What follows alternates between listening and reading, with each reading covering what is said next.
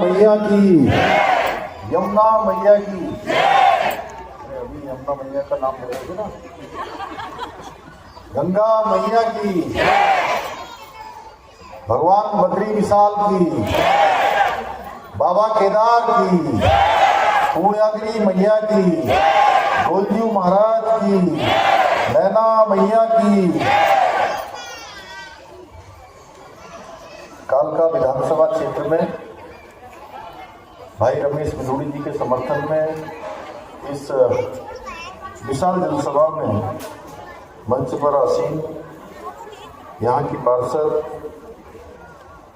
योगिता सिंह जी, अध्यक्ष गढ़वाल घाट संघ प्रेम सिंह रावत जी, अध्यक्ष कुमाऊं मंडल मोहन सिंह बिष्ट जी, सुरेंद्र बड़ोला जी, भोपाल सिंह नेगी जी, प्रदीप नेगी जी, डंगवाल जी, ध्यानी जी, देवेंद्र चौधरी जी, श्री राम जी, हमारे अध्यक्ष राजेंद्र सिंह जी, गुरुद्वारा सिंह सभा, अनिल वाल्मीकि जी, एवं मेरे साथ उत्तराखंड से आए हुए श्री विनय रोहिला जी और मंच पर आसीन हमारे सभी पदाधिकारीगण, सभी नेतागण, मैं इस जनसभा में उपस्थित सभी मेरे बड़े बुजुर्ग, सभी माताएं, बहनें, सभी मेरे नौजवान साथियों, मैं आप सब इतनी बड़ी संख्या में आए हैं और मुझे आप सबको देखकर अत्यंत यहाँ पर ऊर्जा का अनुभव हो रहा है।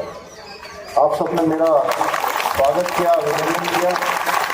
मैं भी आप सभी का भाई रमेश बिदूड़ी जी को समर्थन देने के लिए यहाँ पधारे हैं। आप सबका मैं स्वागत करता हूँ, आप सबका अपनी तरफ से अभिनंदन करता हूँ। और मैं आज इन्हीं के लिए, रमेश बिदूड़ी जी के लिए आप सबका आशीर्वाद और आप सबका समर्थन मांगने के लिए आप सबके बीच में आया हूँ। और रमेश बिदूड़ी जी किसी पहचान के मोहताज नहीं हैं, हमारे बड़े मित्र भी हैं, बड़े साथी हैं, बड़ा इनका लंबा दीर्घकालिक राजनीतिक अनुभव है इनका। इनके बारे में मुझे बहुत बताने की अधिक आवश्यकता नहीं है। एक छात्र नेता के रूप में इन्होंने अपने राजनीतिक जीवन की शुरुआत की और युवाओं की आवाज़ को बुलंद करने का काम किया।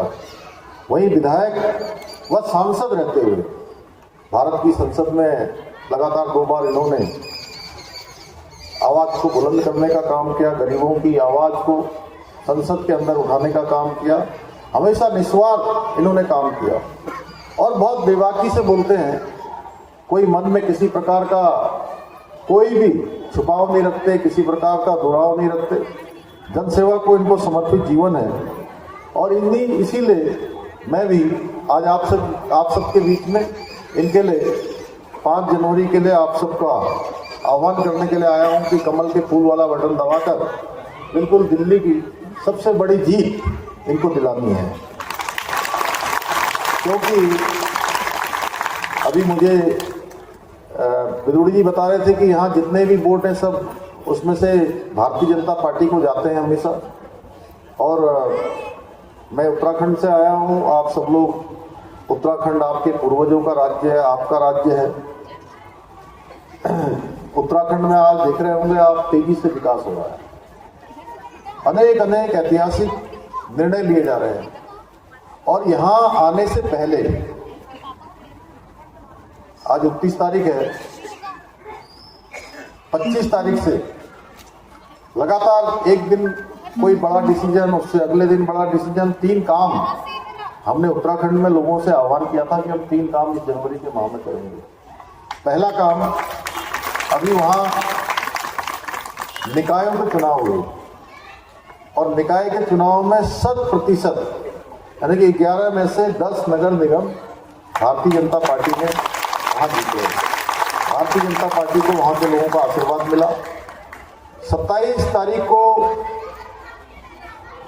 हमने जो उत्तराखंड की दिलखुले जनता के साथ हमारे प्रधानमंत्री आदरणीय मोदी जी के नेतृत्व में एक संकल्प हमने लिया था कि हम उत्तराखंड के अंदर नई सरकार के गठन होने पर हम उत्तराखंड में रहने वाले हर एक व्यक्ति के लिए चाहे वो किसी पंथ का होगा, किसी समाज, किसी वर्ग का होगा, किसी संप्रदाय का होगा, किसी समाज का होगा, किसी जाति का होगा, हम सबके लिए एक समान कानून लागू करेंगे।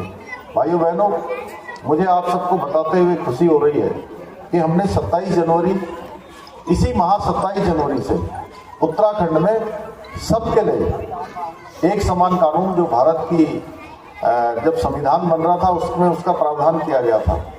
और जैसा भाई रमेश बिदुड़ी जी बता रहे थे, सच में देश की आज़ादी के बाद ये कानून देश के अंदर लागू हो जाना चाहिए था। ये गौरव देवभूमि उत्तराखंड को प्राप्त हो गया कि उत्तराखंड में अब सबके लिए एक समान कानून लागू हो गया है। उत्तराखंड देश का पहला राज्य बन गया है जहां समान नागरिक संहिता का कानून लागू हो गया है। आज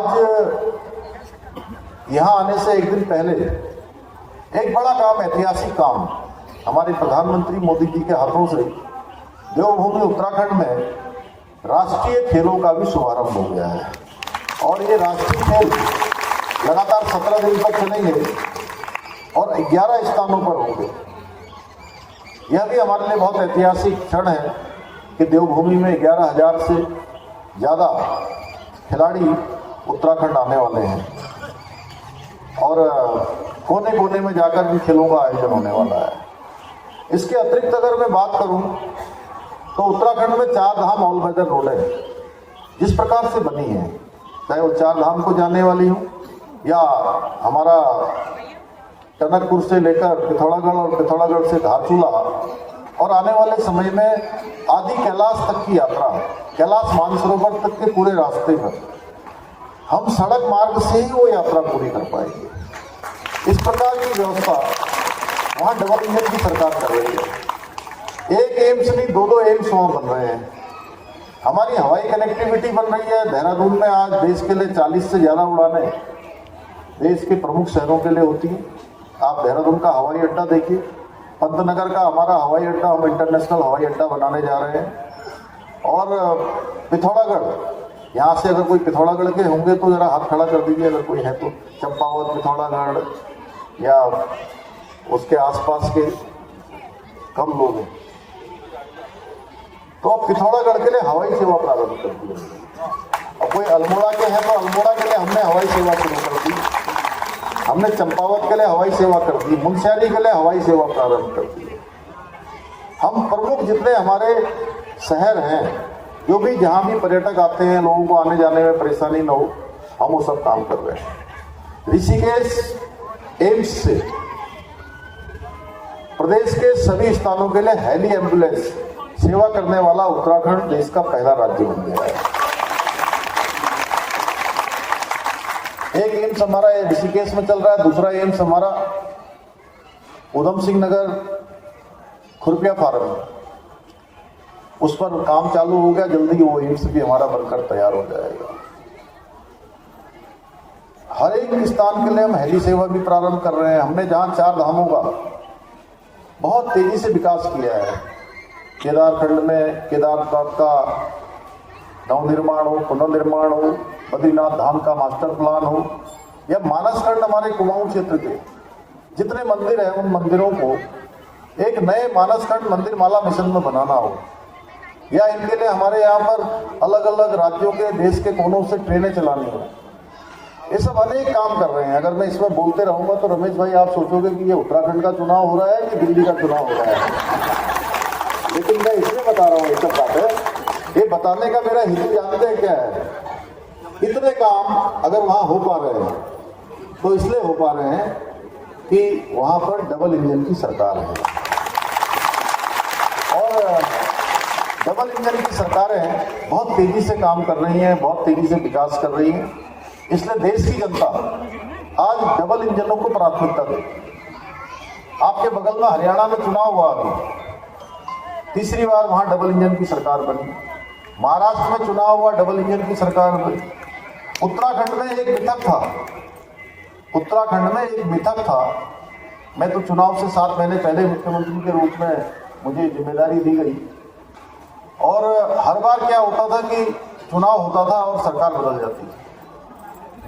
जैसे एक सरकार है, बदल जाएगी, फिर दूसरा चुनाव आएगा, नई सरकार आएगी। देवभूमि उत्तराखंड में भी पहली बार उत्तराखंड की जनता ने ये मिथक तोड़ा, ये परिपाटी बदली और एक इतिहास बना दिया। भारतीय जनता पार्टी की सरकार का डबल इंजन फिर से लगा दिया।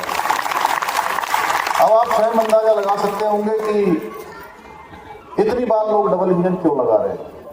इसलिए डबल इंजन लगा रहे हैं कि हमारे प्रधानमंत्री मोदी जी के नेतृत्व में सभी डबल इंजन सरकारें बहुत तेजी से काम कर रही हैं। आज देश भी हमारा हर दृष्टि से विकसित हो रहा है, समृद्ध हो रहा है। जैसा रमेश जी ने कहा कि हम 11वें नंबर की अर्थव्यवस्था से अब हम 5वें नंबर की बन गए और 5वें नंबर से तीसरे नंबर की दुनिया की सबसे बड़ी अर्थव्यवस्था बनने की ओर हमारा देश अग्रसर हो रहा है। भारत दुनिया का सिरमौर भारत बनने की दिशा में आगे बढ़ रहा है। ऐसे अनेकों कार्य हो रहे हैं, चाहे देखिए कश्मीर में धारा 370 समाप्त हुई हो, 3 तलाक का कानून समाप्त हुआ हो, या सीएए का कानून दिल्ली में लागू हुआ हो, जिसमें आपने देखा शाहीन बाग में लोगों ने कितना अशांति फैलाने का काम किया।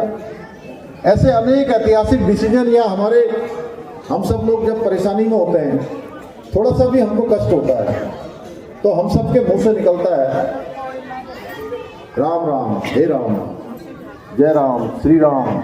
निकलता है कि नहीं निकलता? निकलता है ना। तो ऐसे भगवान श्री रामचंद्र जी का अयोध्या में दिव्य भव्य मंदिर बनाने का काम भी आदरणीय प्रधानमंत्री मोदी जी के नेतृत्व में पूरा हुआ भाइयों बहनों। आज जो है भव्य और दिव्य रामलला की प्राण प्रतिष्ठा का 1 वर्ष भी पूरा हो गया। ऐसे अनेक काम आज हुए हैं और मोदी सरकार के द्वारा दिल्ली में भी, पूरे संपूर्ण भारत के साथ साथ दिल्ली के अंदर भी अनेक काम हुए हैं। चाहे करोड़ों की लागत से सड़कों का निर्माण हो, रेल सुविधाएं हो, हवाई कनेक्टिविटी हो, इन सभी में काम किए गए हैं। इसी क्रम में अगर मैं कालका विधानसभा क्षेत्र की बात करूं, स्काई वॉक, भूमिवत parking, senior citizen recreation centre, homeopathic एवं जन चिकित्सालय के साथ फिजियोथेरेपी सेंटर का निर्माण भी मोदी सरकार के द्वारा यहाँ करवाया गया है। केंद्र की मोदी सरकार के द्वारा चलाई गई अनेक योजनाओं के माध्यम से देश के करोड़ों लोगों का जीवन स्तर आज ऊपर उठ रहा है। लोगों को लेकिन दिल्ली में जो योजनाएं मोदी सरकार की चलाई जा रही हैं, उन क्या होगी कुछ जरूरी बात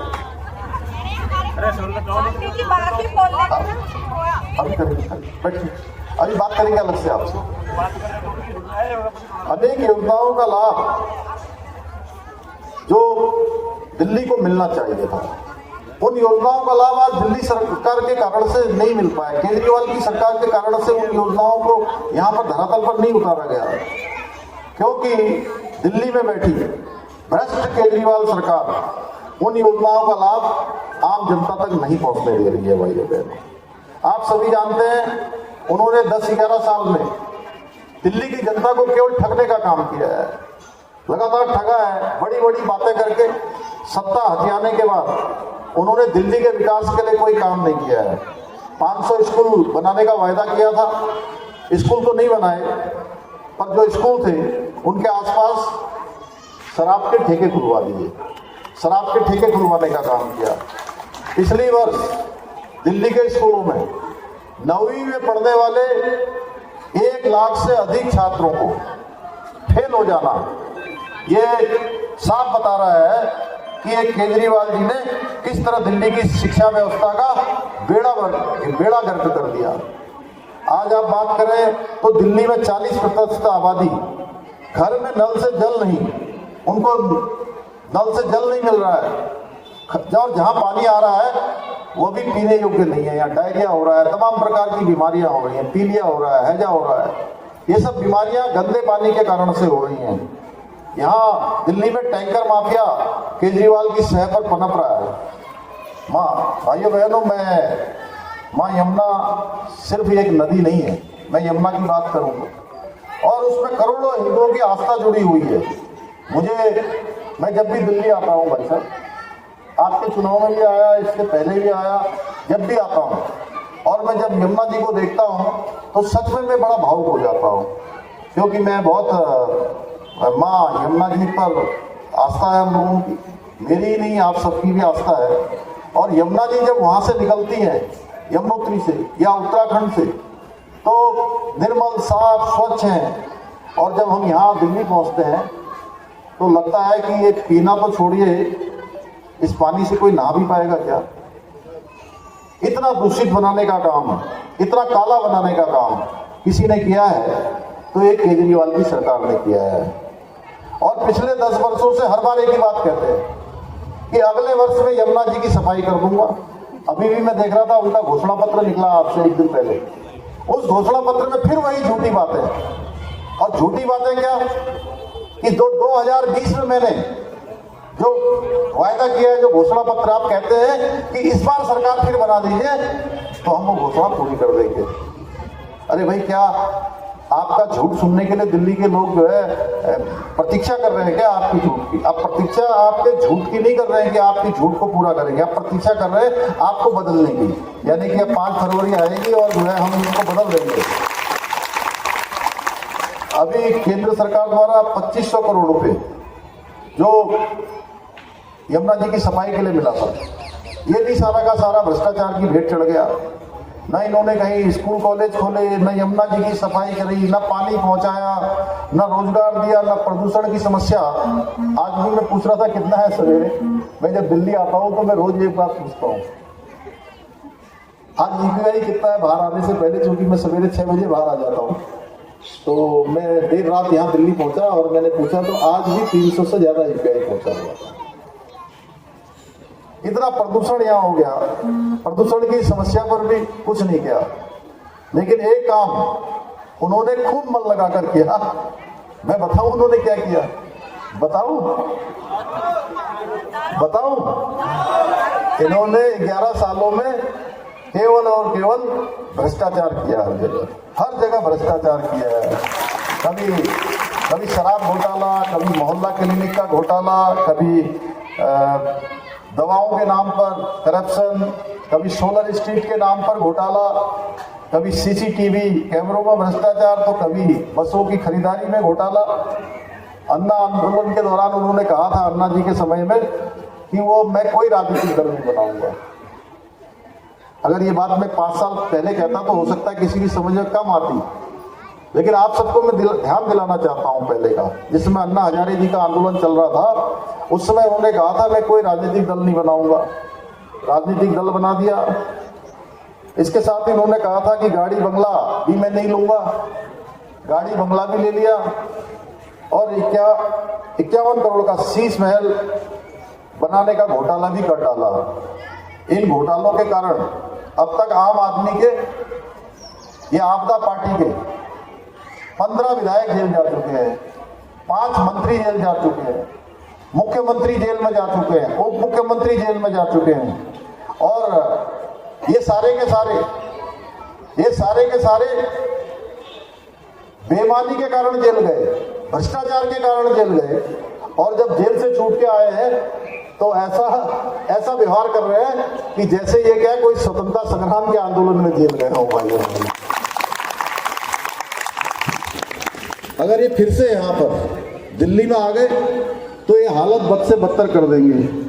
अब मैं भाइयों बहनों, कालका जी विधानसभा क्षेत्र में पहले कांग्रेस ने और फिर आपदा पार्टी की आतिशी ने भी, इन्होंने भी जनता को सिर्फ और सिर्फ ठगने का काम किया है। आज कालका जी विधानसभा में सड़क, ट्रैफिक जाम, पार्किंग, गंदगी, सीवरेज की अनेक समस्याएं हैं, जिनका आतिशी जी ने विधायक रहते हुए बनने से पहले यहाँ जरूर आप लोगों से वायदा किया था कि मैं इन सब का समाधान करूंगी। लेकिन आज ये समस्याएं जैसी पहले थी वैसी आज भी बनी हुई हैं। आज आतिशी जी अपने राजनीतिक फायदे के लिए मंदिर मंदिर घूम रही हैं। लेकिन आप सबको पता होगा इन लोगों ने किस प्रकार से, जब अयोध्या में भगवान श्री रामचंद्र जी का मंदिर बन रहा था तो किस प्रकार से इन्होंने राम मंदिर का विरोध किया था। प्राण प्रतिष्ठा के कार्यक्रम से क्यों दूरी बनाई थी भाइयों बहनों? इसलिए इनकी जो मक्कारी है, इनके झूठे वायदे हैं, भ्रष्टाचार है, इसका जवाब आपको इस बार अपने वोट की चोट से देना है। आप सभी से 5 फरवरी के दिन केजरीवाल की जो आपदा, इससे मुक्ति होने का बहुत शानदार मौका है। और कमल का बटन दबाकर ये सारी जितनी चीजें हैं, सारी समस्याएं हैं, उनसे आपदा से भी मुक्त हो जाएंगे हम, आपदा से।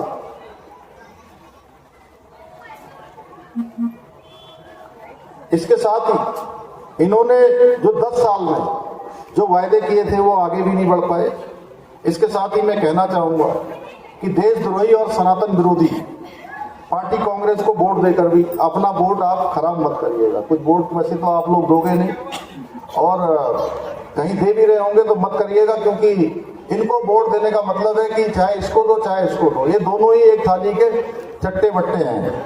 और 5 फरवरी को एकजुट होकर केवल कमल के फूल वाला बटन दबाना भी है और दबाना भी है। आप सभी के सहयोग से यहाँ भाजपा की सरकार आएगी तो देखिए, पहली कैबिनेट में जो आज आयुष्मान योजना पूरे देश के अंदर लागू है, और उस आयुष्मान योजना का मैं उत्तराखंड के प्रत्येक जिले में मैं देखता हूँ। अगर मैं पिथौरागढ़ से शुरू करूँ तो उत्तरकाशी, पौड़ी, चमोली, रुद्रप्रयाग, टिहरी, हमारा बागेश्वर, अल्मोड़ा, चंपावत, नैनीताल या देहरादून, हरिद्वार की बात करूँ, हर जिले से हमारे यहाँ बड़ी संख्या में लोगों को लाभ मिला है, और बड़े गरीब लोगों को लाभ मिला है। प्राइवेट अस्पतालों में भी लाभ मिल रहा है। लेकिन मैं जब दिल्ली आता हूँ, पिछली बार मैं निगम के चुनाव में आया, तब मुझे मालूम चला कि अरे दिल्ली की सरकार ने तो ये योजना ही लागू नहीं करी है। तो इसलिए भारतीय जनता पार्टी ने जो संकल्प पत्र रखा है, उस संकल्प पत्र में ये संकल्प लिया गया है कि भाजपा की सरकार बनने पर सबसे पहला कोई निर्णय होगा तो आयुष्मान भारत योजना को पहली कैबिनेट में लागू किया जाएगा। महिलाओं के लिए प्रतिमाह 2500 रुपए की आर्थिक सहायता देने के साथ ही गर्भवती बहनों को 21,000 रुपए की आर्थिक सहायता दी जाएगी। सभी वरिष्ठ नागरिकों को पेंशन बढ़ाने के साथ ही 10 लाख रुपए के इलाज की सुविधा निःशुल्क दी जाएगी।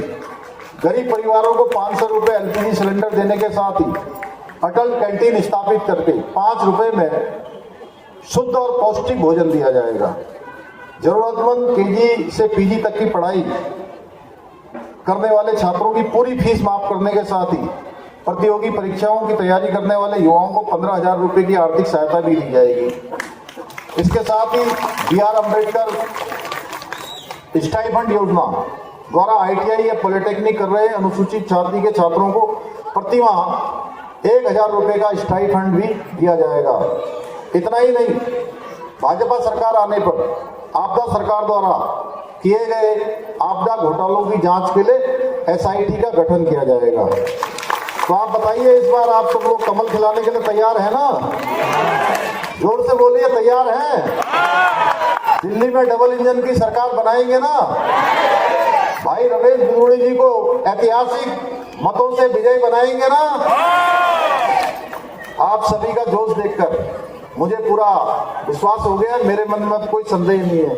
मैं आ गया, मैं सोच रहा था कि वैसे तो आपका सब लोग इतना आपसे प्रेम करते हैं यहाँ के लोग, लेकिन और उत्तराखंड के लोग तो हमेशा राष्ट्रवादी में, हरियाणा गया, महाराष्ट्र गया, जहाँ भी गया, सब लोगों ने जो है एक स्वर से, सच में हमारे उत्तराखंड के लोग बहुत राष्ट्रवादी हैं और हमेशा जो है और मोदी जी के साथ खड़े रहते हैं, क्योंकि मोदी जी के दिल में उत्तराखंड बसता है। ये टोपी है ना हमारी, ये टोपी कल भी उन्होंने लगाई थी, आपने देखा होगा। तो कल जब राष्ट्रीय खेलों का उद्घाटन कर रहे थे तब भी लगाई थी, और 26 जनवरी 2022 को उन्होंने टोपी पहनी थी।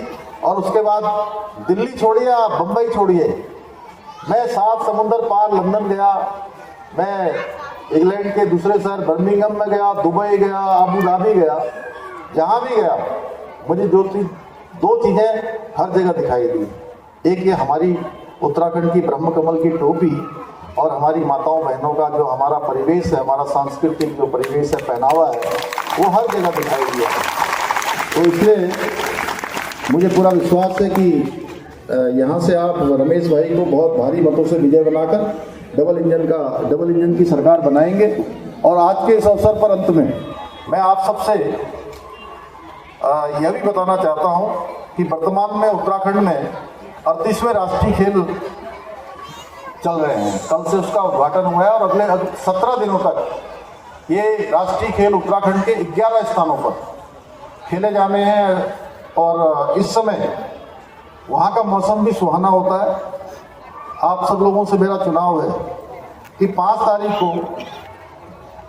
कमल के फूल वाला बटन दबाकर एक को विजयी बनाकर रमेश भाई को, और जो है उसके बाद आप सब लोग उत्तराखंड आइए, वहाँ पर खेल भी देखिए। और जो हमने शीतकालीन यात्रा इस बार शुरू करी है, आप लोगों को पता है कल प्रधानमंत्री जी ने उसके बारे में भी बोला था। शीतकाल में लोग सोचते हैं कि उत्तराखंड में जो है बहुत ठंड पड़ जाती है, धूप नहीं आती होगी, ठिठुरन होती होगी, लेकिन ऐसा नहीं है, जो सब लोग जानते ही हैं। इस समय वहाँ और अच्छी धूप आती है और अच्छे लगते हैं हमारे पहाड़, पर्वत, पेड़ हैं, वन, बर्फों से ढकी हुई चोटियाँ, और सुंदरता और अध्यात्म की प्राप्ति होती है, ऊर्जा का अनुभव होता है, और एक नई प्रेरणा के साथ आप सब लोग पूरी तरह से तैयार होके पूरे साल भर आगे काम करने के लिए तैयार होकर आएंगे। तो मैं जरूर आप सबसे कहता हूं कि शीतकालीन यात्रा के अंतर्गत विभिन्न जो हमारे स्थान हैं, तीर्थ स्थान हैं, अन्य स्थान हैं, उन स्थानों की यात्रा भी करें और खेलों का भी आनंद लें। इन्हीं शब्दों के साथ आप सबका फिर से एक बार धन्यवाद करते हुए मैं अपनी बात समाप्त करता हूँ।